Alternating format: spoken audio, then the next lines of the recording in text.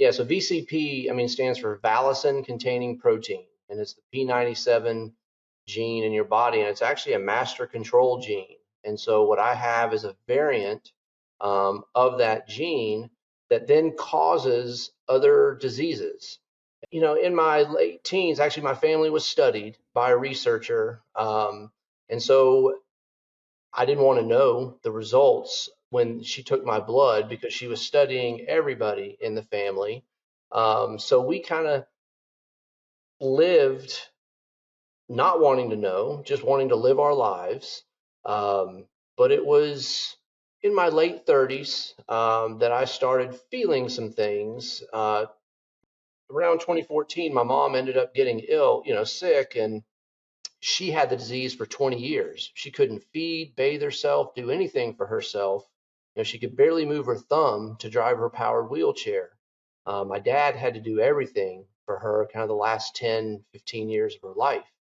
And so when she passed in 2014, I was, I knew I was ready to go get tested and, got a positive diagnosis and wasn't really surprised.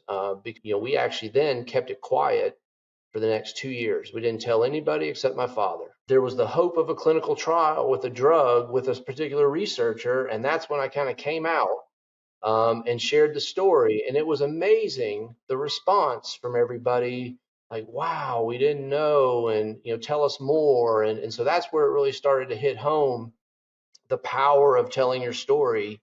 Otherwise, people don't know, right? They just don't know. And I would offer that there's a lot of blessings that come out of telling your story that if you don't tell it, you're going to miss some opportunities and people that come along, or there may be something in common that you just had no idea, or people are willing to step up and help in certain ways. If you just don't share, people don't know. They can't, and you're going to miss out on some significant blessings that might have. It's not a blessing having the disease, but there are blessings of people that will come into your life or things that will happen that can help.